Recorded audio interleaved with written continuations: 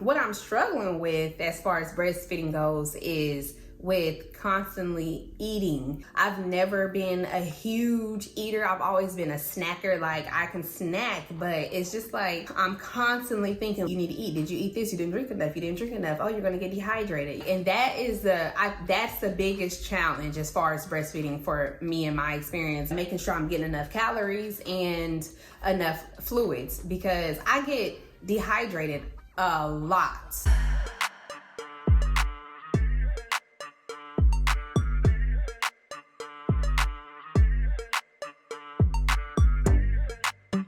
If you're watching this, you probably watched the first video that I made saying that I did not want to breastfeed, but I ended up deciding to breastfeed. So if you have not watched that video, go back and watch that one before you watch this one. I felt like some people may wonder like how breastfeed is going for me since I've been breastfeeding for 2 months now. In the hospital, our first attempt, he latched on instantly. Like I guess he was no.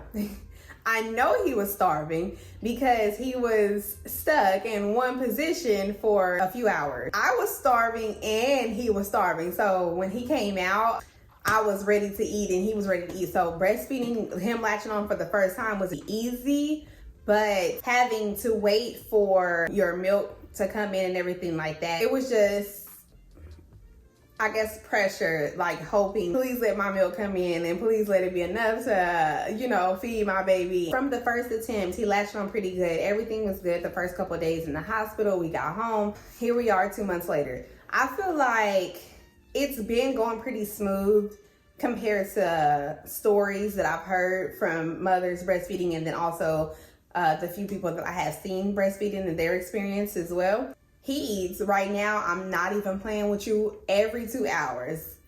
Every 2 hours. And sometimes a little sooner, it just really depends. But you see, he's not your average 2-month-old. Like, he's huge. He eats a lot, but they say that the babies can eat from every 2 hours to 4 hours.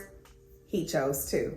But yeah, it's going pretty smooth. There's no pain. So all of y'all who made me think that breastfeeding would hurt so bad, I'm mad at you for lying to me and stressing me out and making me think that. Now, I guess that may be because he's so small still, and it might hurt more as he gets older and stronger. Right now, everything is good. Smooth sailing. There's no pain. I know that I'm going to have to feed him every 2 hours. I have not started pumping and storing yet because I am at home all day with him. I really haven't felt the pressure to start pumping, but I'm going to, because I want to have that supply just in case anything happens. Say for instance, like if I get sick or something, it'll be easier for me to just give the bottle to Perry, or like the milk to Perry out of the freezer so he can put it into a bottle and feed Jackson.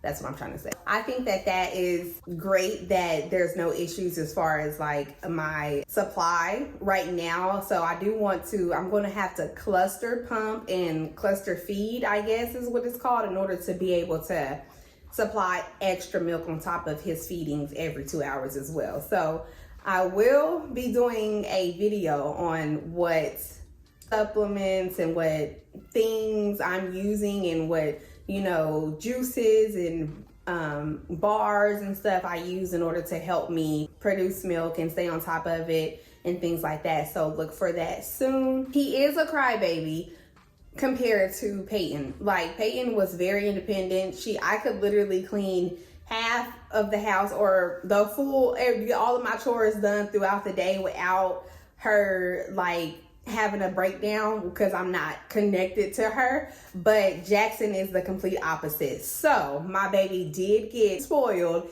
just because he's breastfed. I'm gonna blame it on breastfeeding, because that's the only difference between what I did between him and Peyton. So yeah, he's extremely spoiled. He wants to be held and be right here all the time. It's fine because I plan on Jackson being our last child, so I'm soaking it all up and letting him be on me all the time. And I'm soaking it all up because I'm like, this is my last chance being able to have a little bitty baby, and this, just all of this. So it's whatever. He's spoiled and want to be connected to me all day. It's fine. The easiest thing to do is just to get a wrap, so that way whenever he's not breastfeeding, then he is still on your body, a carrier, and then also a pacifier. Pacifiers will give you a break, give your boobs a break, because he does like to just suck. Even when he's not eating, he has a pacifier. The nurse said that to me in the hospital, and when I came home, I was like, okay, I'm just gonna make sure I give him a pacifier so that my boobs can have a break, and I'm glad that I did. I don't care for pacifiers. Like, I don't think that I would have, well, I know that he would not be on a pacifier if I wasn't breastfeeding, because I did not give Peyton a pacifier. I actually don't like them. I don't like what it does to the children's teeth. So I will stop this as soon as I can.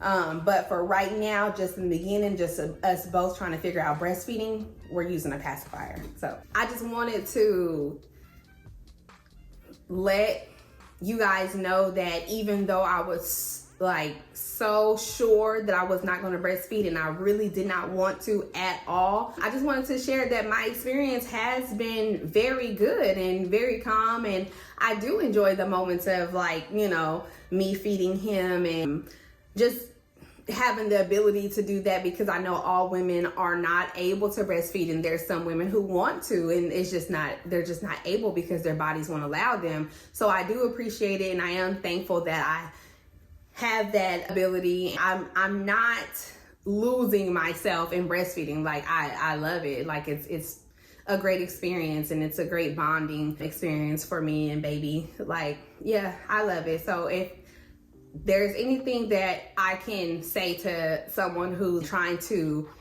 decide whether or not to breastfeed, like, it is okay if you don't want to, but take it from someone who did not want to. It's not as bad as people say.